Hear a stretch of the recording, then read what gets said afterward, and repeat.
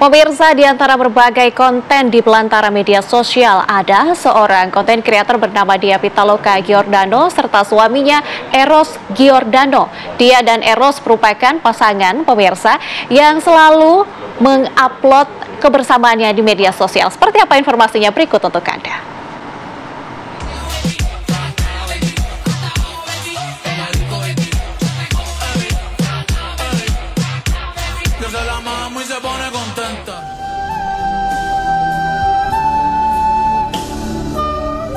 Ada-ada saja memang konten yang dibuat oleh Dia Pitaloka Giordano.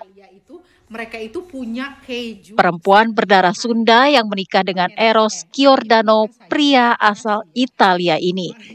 Di salah satu kontennya, dia seakan mematahkan anggapan bahwa pria Italia piawai membuat pizza. Dia malah menyajikan fakta bahwa suaminya yang orang Italia asli malah piawai mengulek sambal.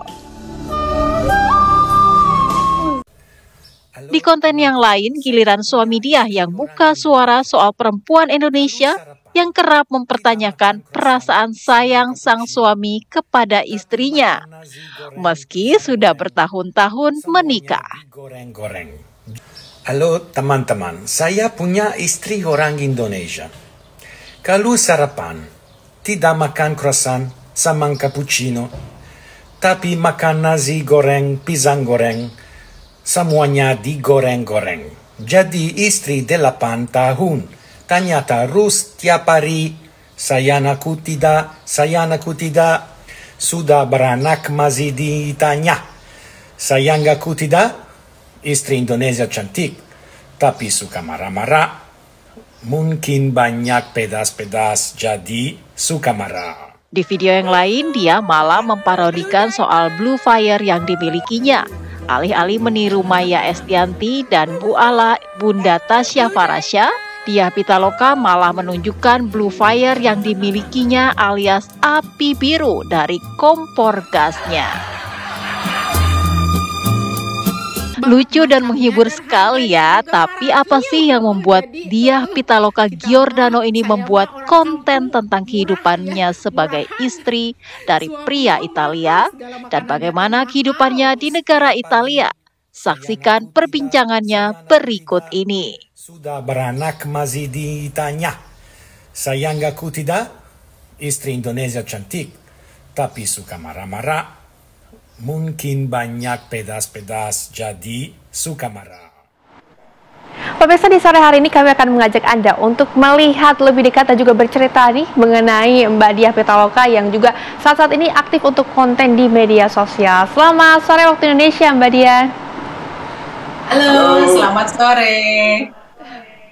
Wah, udah berdua ya? Udah berdua, Mbak Dia sama Pak Eros. Apa kabar nih Mbak Dia sama Pak Eros?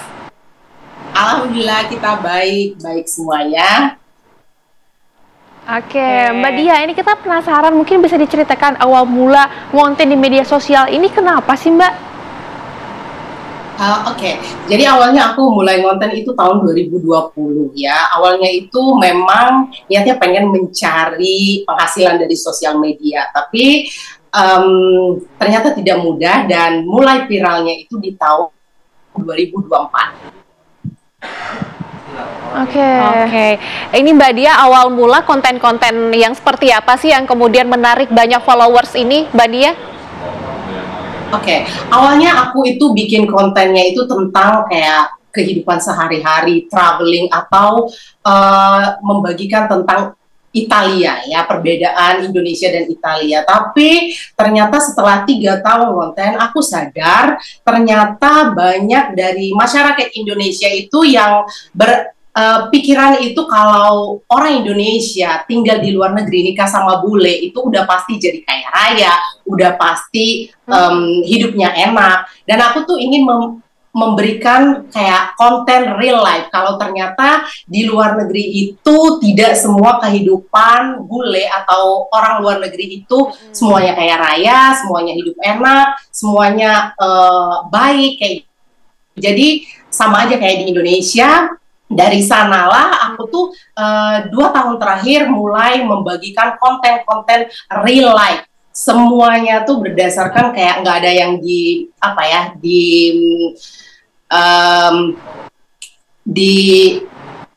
apa ya, gimana bahasa Indonesia itu, kayak nggak ada yang dibuat-buat, itu tuh kayak real life-nya di Italia itu seperti ini loh. Oke.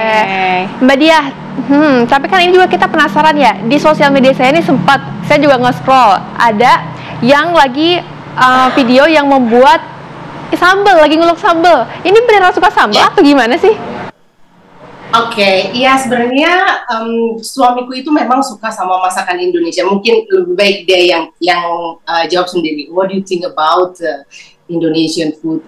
Do you really like it, or it's only for content? Oh no, I like it also because I've been in Indonesia for many years, or around 25 years, because I was working there.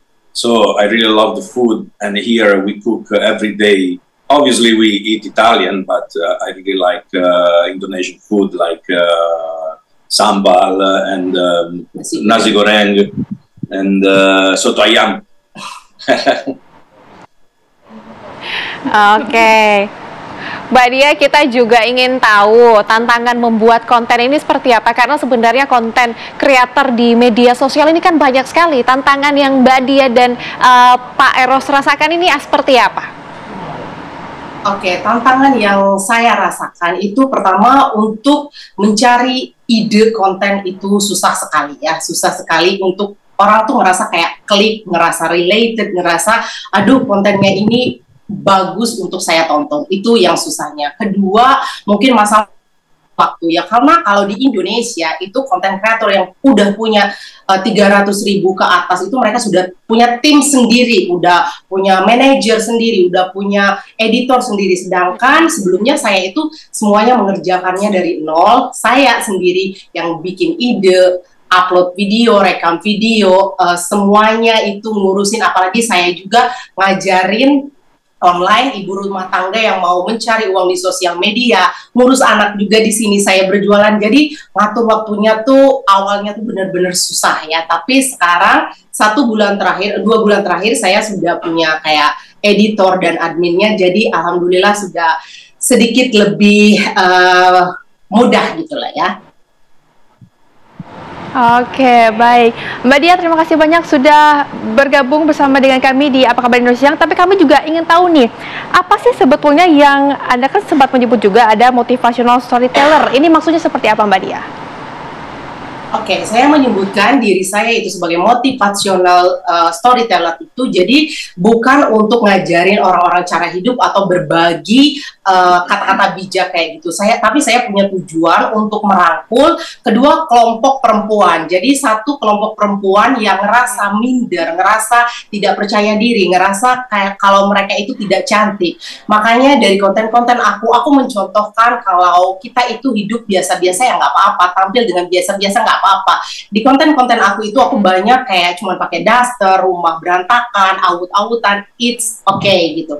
Terus satu kelompok perempuan lagi yang terlahir dari keluarga miskin yang mereka itu tidak punya pendidikan tinggi. Aku pengen mereka itu tidak berkecil hati, tidak kayak mengubur mimpinya, tidak kayak ngerasa oke, aku tidak punya potensi apa-apa. Dari sana aku ingin mencontohkan mereka bilang ke mereka itu kalau kita juga yang terlahir dari keluarga seperti ini kita punya potensi juga.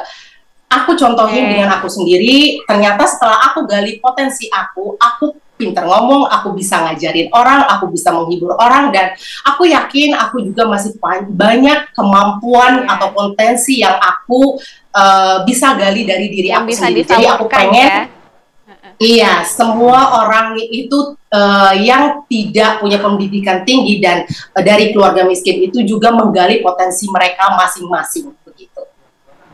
Oke, baik. Mbak Diah, terima kasih banyak sudah bergabung bersama kami di Apa Kabar Indonesia Akhir Pekan, sudah berbincang bersama kami. Semoga selalu ada ide-ide konten baru yang bermunculan dari akun Mbak Diah dan juga Pak Eros. Terima kasih banyak untuk waktunya. Selamat kembali beraktivitas, sehat selalu Mbak Diah dan Pak Eros.